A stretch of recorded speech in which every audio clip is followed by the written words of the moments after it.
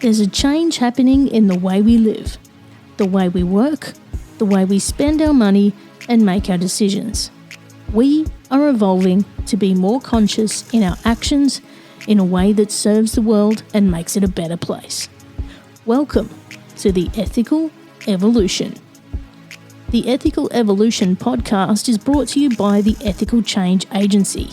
I'm Bindi, CEO and founder, and I am honoured to bring you the stories of those who create change through paying it forward and giving back. Ethical business owners and holistic healers who are determined to create collective change in the world. Once we have a change in consciousness, and through collective change, we can become one.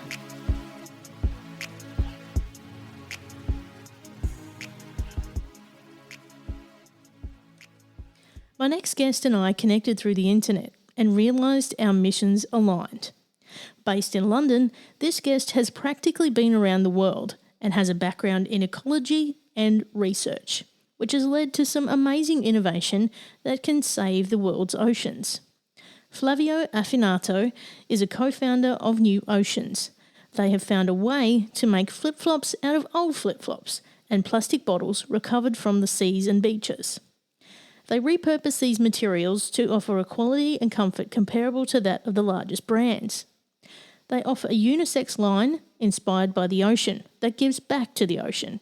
Their mission is to clean up our oceans that are littered with tons of disposed flip-flops, or thongs as we call them here, and recycle them to become brand new so that they can be recycled again.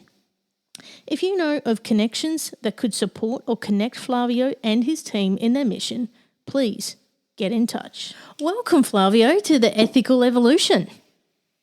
Hi, thank you. Thanks for inviting me. You are most welcome. Now, can you tell us a bit about your background and how NuOceans came about? Yeah, of course. So my background is actually not business at all. My background is research. So I graduated from Imperial College here in London. That's why I came to London, because I wanted to study biology. Mm-hmm. What I was really passionate about from a really young age was marine biology.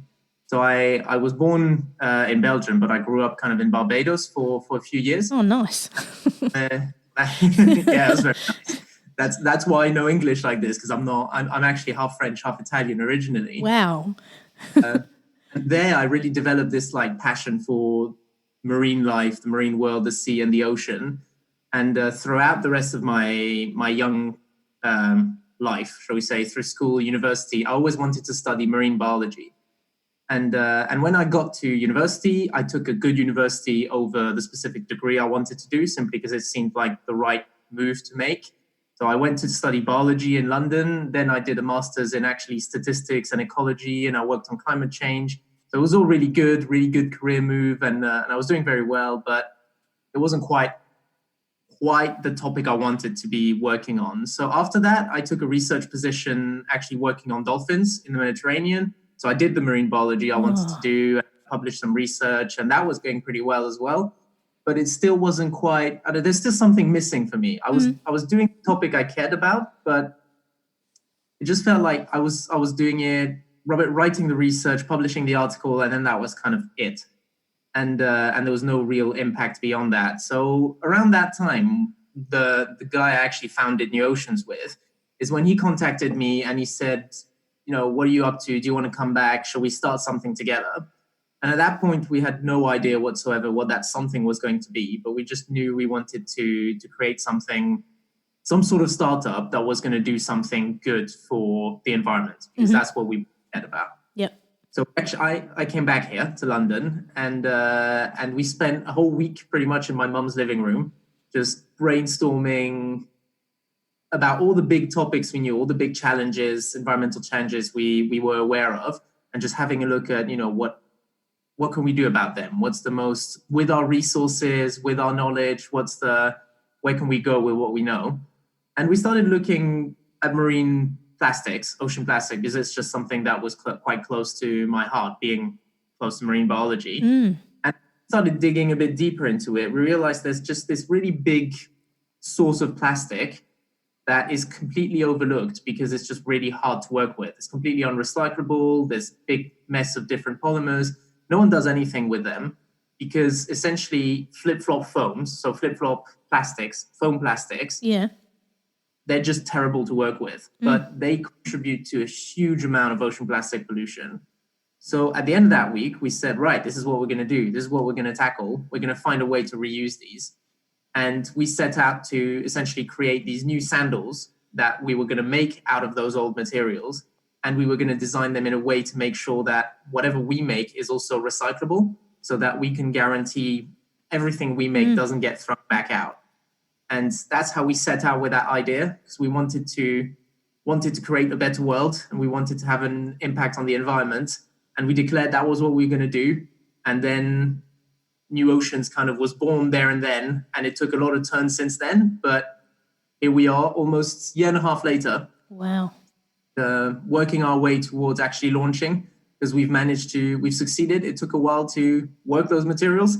They were really, really hard to do anything with. So about 6 months really of product development, trying to figure out what we could do, how many materials we were working with and so on. And then we managed to make the first prototypes and the first models lately.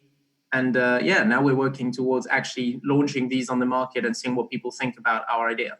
Wow. So is it just the flip-flops that you recycle, no other plastics, or is it just the flip-flops? Well, mainly it's the flip-flops, because that's just the core challenge we've picked. But we also work with a bit of bottle sources, because they're better for the straps, because we make the sandals, there's some straps on the sandals, and those plastics are better for the straps. But yeah, we focus mainly on the flip-flop plastics. And also with your background in marine biology, you would have seen the impact that, plastics have on the marine life. Yeah, because I worked a few months in South Africa, and I worked a few weeks in Madagascar as well. And over there, it's just way more visible than here. Because in Europe, we spend a lot of money on making sure our beaches are clean and no one can see any of the damage. Over there, the holiday destinations, the popular tourist beaches, they get cleaned up as well because the hotels have a lot of money. But everywhere else is just so much mess. Yeah. And I have heard that, in the ocean, there's actual plastic waves, like just actual like waves made of rubbish, basically, which is so sad. Some areas are really, really covered in it. I think the biggest patch of it is double the size of Texas or something like that. What's it called? Sorry, the Pacific Garbage Patch. Yes. Something like that. And, the statistics say that there's about 8 million tons of plastic that go into the ocean every year. Some statistics say 12 million. But to put that into perspective, what that actually means is kind of like the equivalent of putting 5 garbage bags full of plastic on every foot of coastline around the world. That's how much plastic goes into the sea every year. That's insane. That is absolutely insane. What the hell are we doing? Wow, that's mind-blowing. And what you're doing is trying to reverse that. So what's the go with flip-flops? Like, why are there so many being deserted? Why are there so many? Well, because flip-flops actually, you live in Australia, so you probably use them quite a lot. Because over here, a lot of people are like, I really don't get it. But you guys in Australia, you probably do get it a bit better. But globally, there's 3 billion people that purchase flip-flops every year. Wow. Because flip-flops is just it's the shoes that most people wear in the world. Because most people in the world, they don't live in England or in Europe, or they live all over Africa, Southeast Asia, Asia in general, and South America. And over there, it's all flip-flops. Yeah. And they're cheap, they're really practical. And so we just make plenty because the materials are really, really cheap. Those plastic cost nothing to make, but they're also really bad because they're to make because they're completely unrecyclable, really easy to just churn out.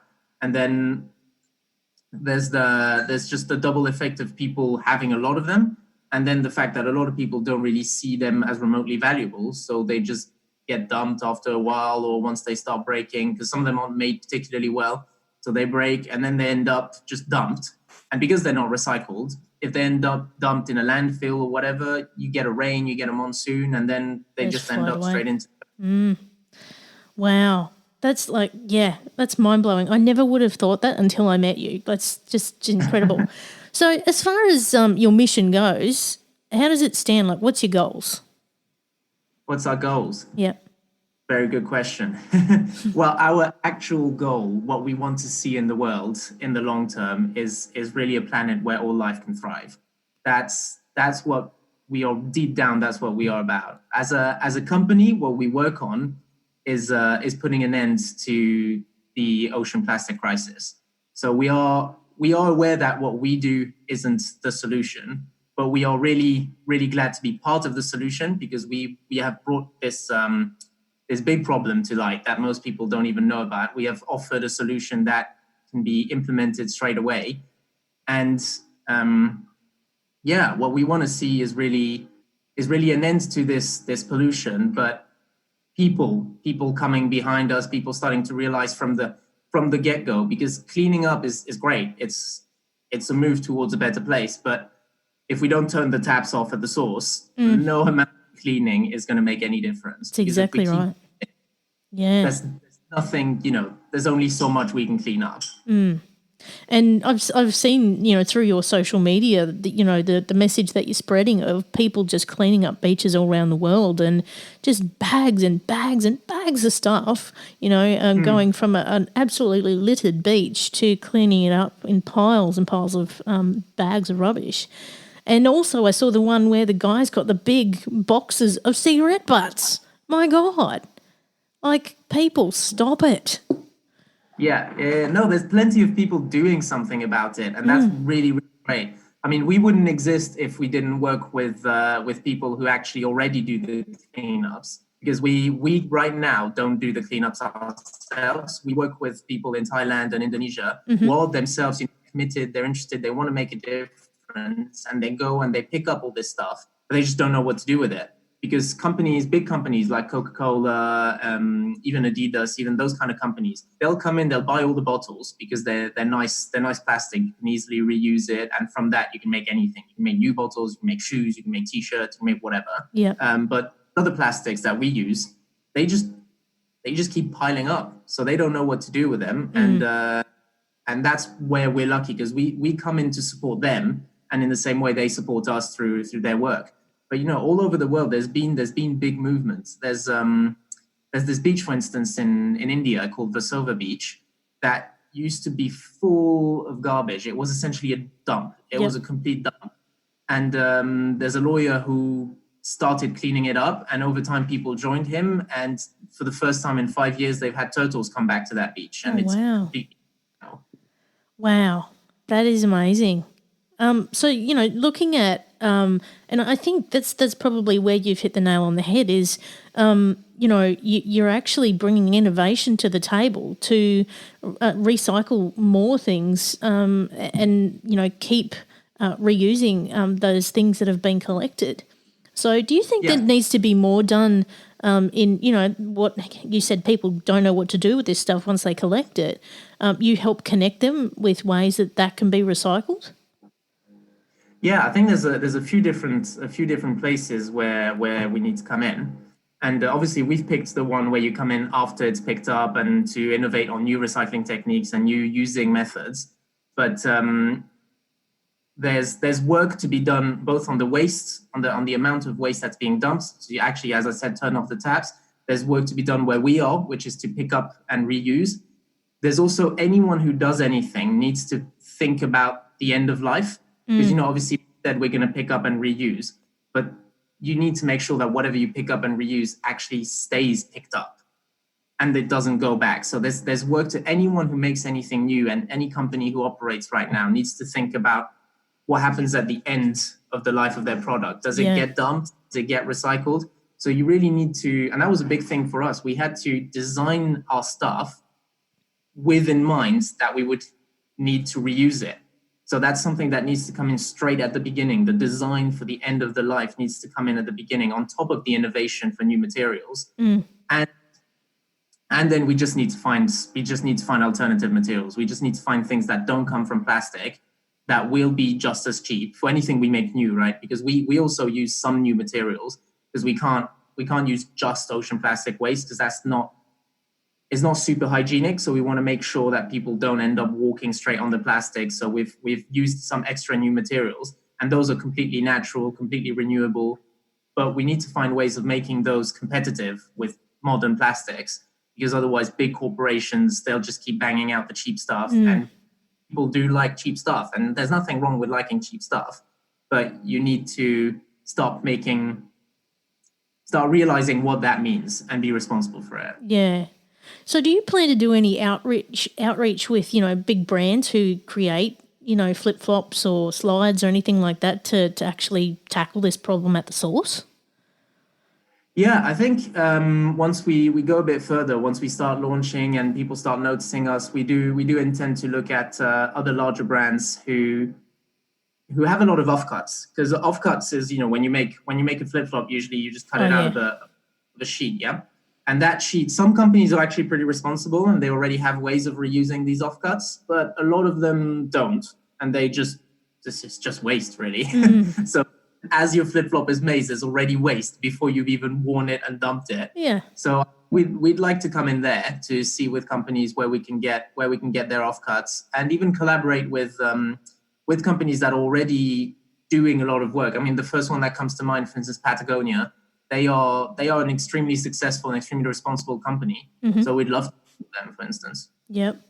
And that's so great, because I think you can actually change an industry with this, and we're seeing a lot more consciousness around the production of shoes in particular, but also clothing. And I think this could really take off. Yeah, we hope so. That's the plan. That's the plan. Yes. So, with the cleanup that's happened so far, and what you've managed to achieve in creating a new product from something old, what kind of impact have you made so far? Well, we tend to measure our impact in kilos, essentially, because that's just the simplest way of measuring what we've removed. And right now we've got about 7 tons of flip-flops that are just, we haven't reused all of them, but we've got them stored, shall we say. Yeah. So we've reused a fair amount of them, but the rest are just stored waiting for us to process them. So right now that's the best way for us of measuring our impact, is how much we've picked up. Yeah. Wow. That's incredible. 7 tons of flip-flops. Yeah, and that's not that much. That's really not that much. Really? We're still we're way at the beginning. You can get much more than that. Yeah. So you were saying before about getting waste in from certain regions. How far do you spread around the globe? Right now we mainly operate in Thailand and Indonesia, is where we actually work, but we do have contacts in Brazil and Kenya as well. So we haven't started working over there, but we know what the situation is over there. Thailand and Indonesia are just, all of those countries are perfect sources for this material, because it's all over. It's not that we picked one because there was more than the other. It's just where we had the contacts that made it easier for us to work with. Yeah. So that's why Thailand and Indonesia. But we went to Brazil and we met some people over there as well, and the situation is just as bad. It's really littered. It's easier to work with Southeast Asian countries, simply because they're also putting a lot of effort into it. The amount of work the governments of Indonesia, for instance, and Thailand and Vietnam are putting into recycling efforts and waste management is really big. Yeah. Those countries are really putting a lot of effort into it, and it's really great to see. And even when we go there, sometimes in the schools or in the even in tourist areas, there's a lot of awareness. There's a lot of teaching. Don't waste your wrapping. Don't just throw it on the street, or don't use a plastic bottle. And some tourist tours. Recently I had a friend who went to the Philippines, and he told me when he went on the boats over there, he was not allowed to have plastic bottles or plastic bags. Like they would not let him on the boat if he had those. So that's also a really big reason we work over there, is because the mindset is shifting, being responsible in Southeast Asia. That is so awesome. And I've heard that a lot as well, that in Indonesia particularly, like Bali, that area, the waste has been incredible. But there's also a really high awareness in turning that around. And I've heard that from other guests as well, and they've been working on this problem as well of low waste and no plastic. So, and here in Australia, there's, nearly all of the states have mandated no plastic bags anymore in supermarkets. So, this is great. This is great stuff. And also, things as simple as coffee cups, reusing, keep cups, those kind of things. That is extremely simple. I'm a big advocate for that. So, because I love my coffee. But what do you reckon has been your biggest challenge in what you've done so far, and how did you overcome it? Yeah, I think, the very first challenge was, as I mentioned, us saying, oh, we're going to reuse these materials, and because no one else is doing it. So clearly this is a problem. But then when we quickly came to realize why no one else was doing it is because they're just really, really hard to work with. So that was our first challenge, but that was more of a technical challenge. And coming from a science background and so on, even though we didn't know much about plastic polymers, we learned quite quickly, and we went to a bunch of universities. We spoke to some people. So it was a big challenge, but from going out there, bringing our materials to scientists and to people we knew and being like, can you tell me what this is? How does that work? How would I recycle it? And then working with a bunch of recyclers here in Europe, one in Indonesia, and even speaking to some American recyclers, we quickly got a good sense of what we could and couldn't do. And then we were just lucky enough to meet this professor in the university in Thailand who actually was quite a few steps ahead of us in how to reuse these materials. Wow. So we approached him, we were like, oh, like, how are you doing it? What does it look like? And when he told us, oh, this is what I do, this is what it looks like, do you want to work with me? We were like, yeah, sure. Because word of mouth of scientists. But the next biggest challenge, and the one we're still kind of dealing with right now, is actually more on the manufacturing side of things. Because once we decided to make that product, once we had succeeded in getting all these supplies working and finding all the materials from all different people, then we had to make those sandals. And actually finding a company that is willing to do something different, do something they're not used to, and do it at a very small scale at the beginning, because we can't just produce. We had to test stuff and see what was actually quite challenging. And even to this day, we only have two factories essentially working with us on the prototypes and the last models. And we're really fortunate to have those guys. We're really happy to be working with them, because they work with us because they like what we do. And they have been really accommodating and really willing to go the extra mile.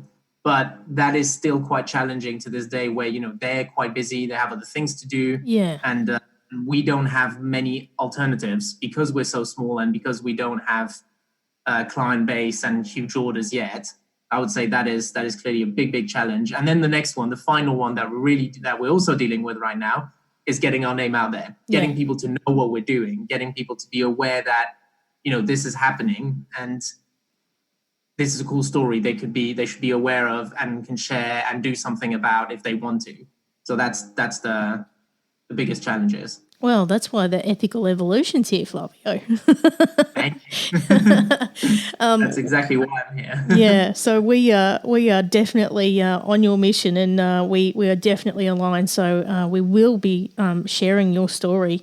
And if there's anybody listening to this who can, help out with production or even connecting you around the world, I think please get in touch with us, because this is something I think we need to amplify around the globe.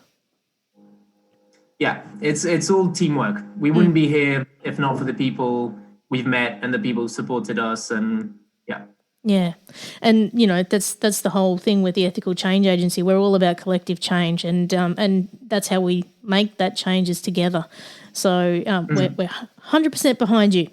So I need to ask you this question, and I ask everybody this because I love getting the different answers. Okay, can you define what being ethical means to you?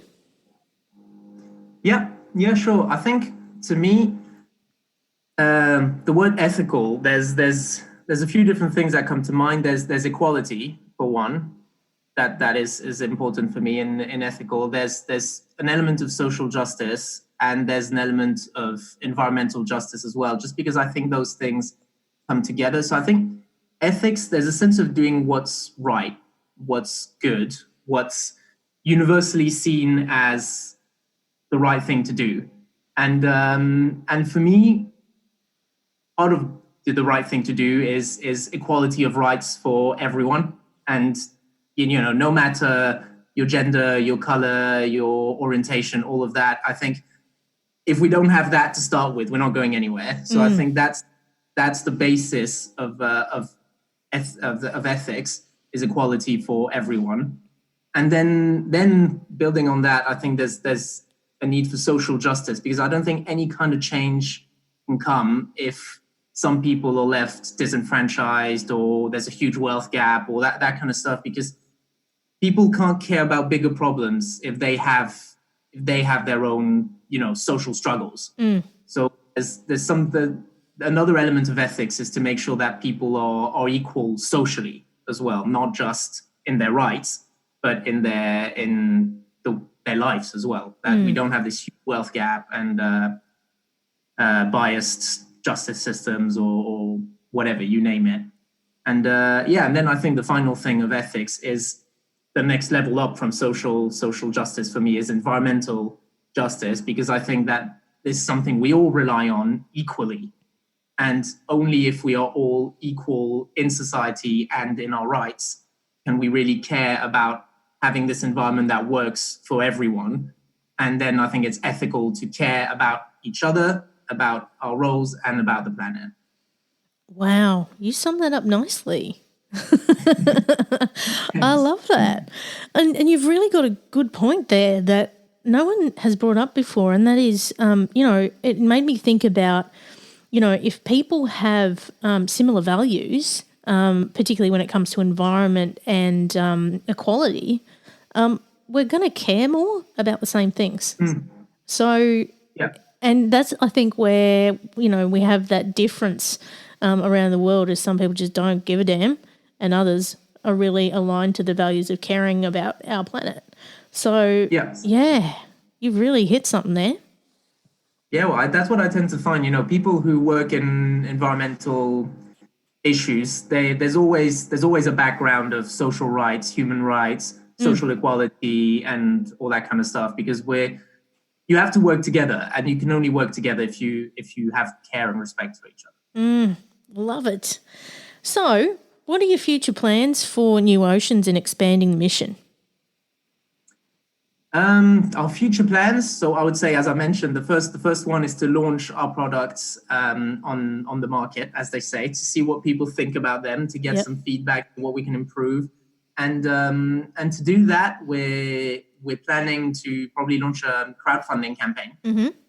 So I would say our next plan is that this year, either the beginning of the summer or the end of the summer. We haven't set on a date quite yet.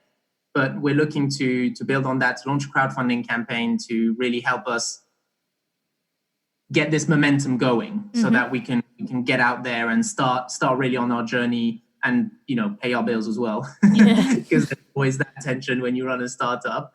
And then the next big thing is actually some idea that came a few months ago when we were actually chatting with a children's book author. And she really liked our story. She liked what we were creating and so on. And one of the aspects we think is really important in dealing with the climate crisis is actually education. And when we were chatting with her, we just realized, I made this joke about the story of Flippy and Floppy, and then she thought, that's a pretty good idea. And then we talked about it a bit more, and we realized she could write a short story book for children between 6 and 8, or 5 and 8 years old. That used our flip-flops as characters to tell the story of ocean plastic pollution, but in a really light-hearted, happy way of what children can do about it. And we thought, that's a really cool idea. We'll take that on. We'll fund the whole thing, and everything we make on top of that. So that this book is something that's already been written, and that we found a way of printing it on materials that are completely recyclable, use no water, completely waterproof. Like we found this really cool thing for the book as well. Wow. And our plans for that, once the flip-flops are running and so on, is to release that book totally not for profit, and any money you make on that book gets reinvested in other education programs in countries we work, and further beach cleans in the places that need it the most. So I think that's part of our bigger vision, is that we start with these flip-flops and what we do with the materials and so on, but then we want to go one step further and actually tackle the problem, as I mentioned, at its source, and give back as well, because we're not here to make millions of thousands of profits. I love that. I so love that, paying it forward. And, I think a lot of these problems that we come across is that the education was not, a mandate when we were kids, it wasn't part of our growing up. And so we just didn't have that understanding and those values, and look at where we are.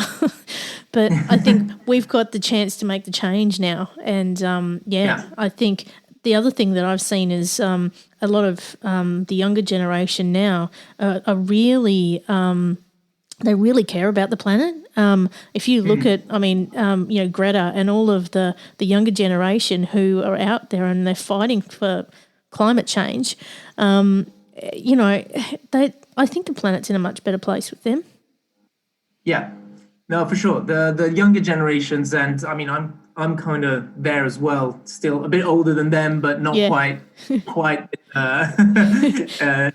the previous generation either. But there's definitely a much bigger awakening. They get told straight away, and they get to see it straight away. And there's still this passion for what's right, can act upon, and they're not quite cynically resigned to there's nothing I can do about it yet. Yeah. So there's definitely a lot of movement.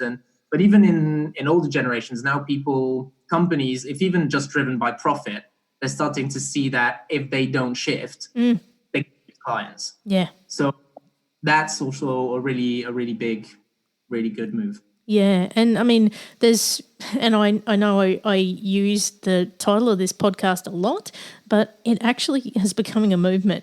The ethical evolution is starting to happen around the globe. Everyone I talk to, I've actually heard them using that term, and I'm like, hang on a minute, that's the name of this podcast.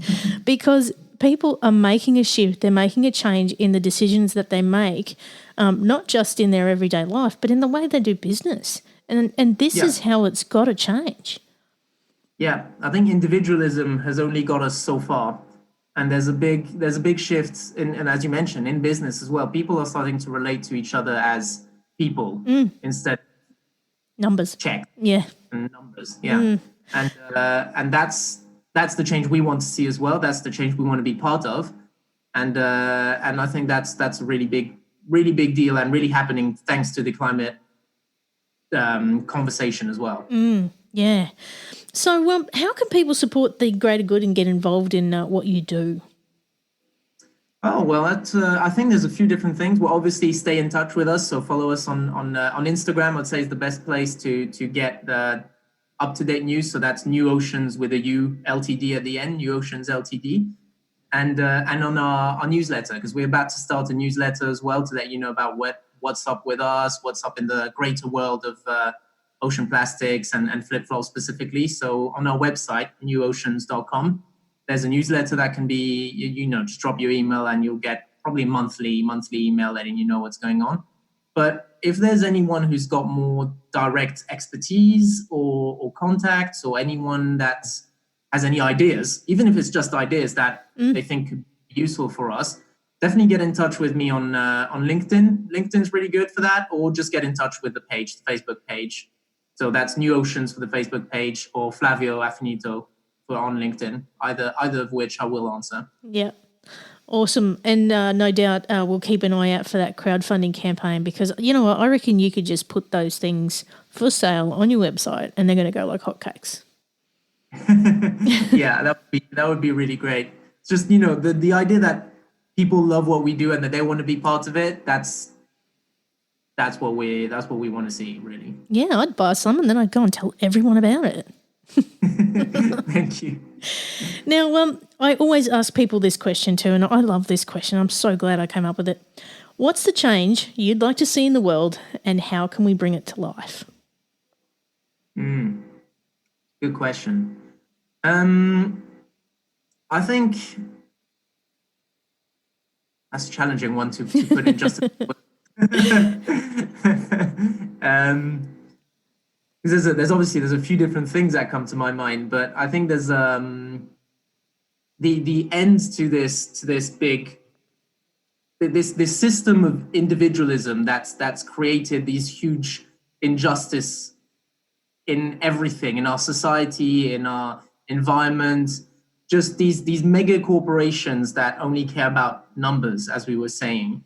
And you end up with huge companies of clothing that kill people, essentially, their factories, and huge dairy industries that make farmers poor, but produce millions of liters of milk that are worth nothing, and that you end up finding in Pringles, of all things. You have milk in Pringles just because they're trying to sell that stuff. So all these completely ridiculous, unnecessary, damaging things that are only driven by profit and the want to keep money flowing and keep money going is what I would want to see go away. Yeah. The of profit over anything else. Success being seen as money over everything else. Oh, yes.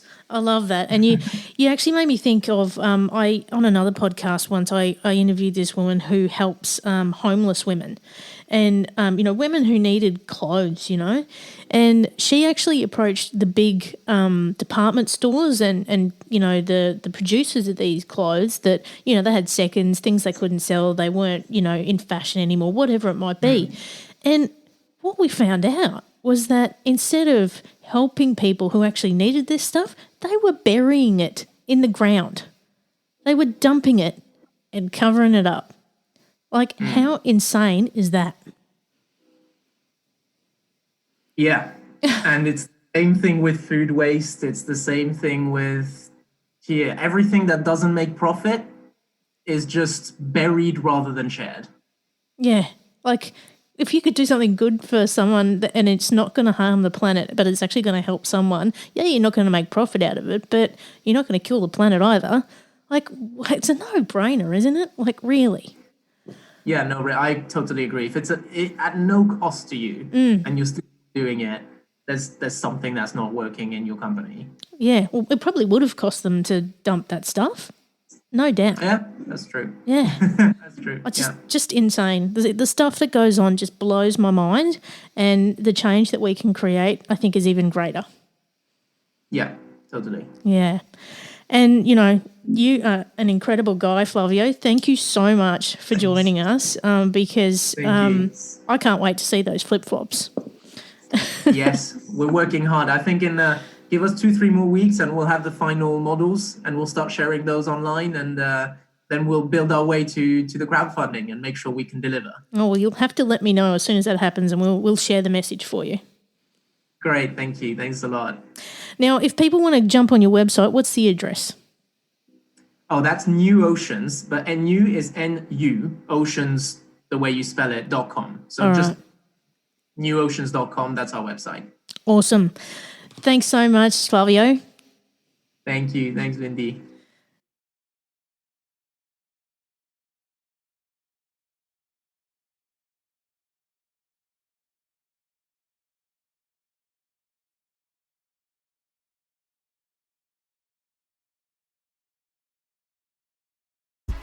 Thanks for listening to the Ethical Evolution podcast. If you're an ethical business owner, change maker, or holistic healer who's determined to make a change in the world and you need support to spread your message, visit ethicalchangeagency.com to collaborate.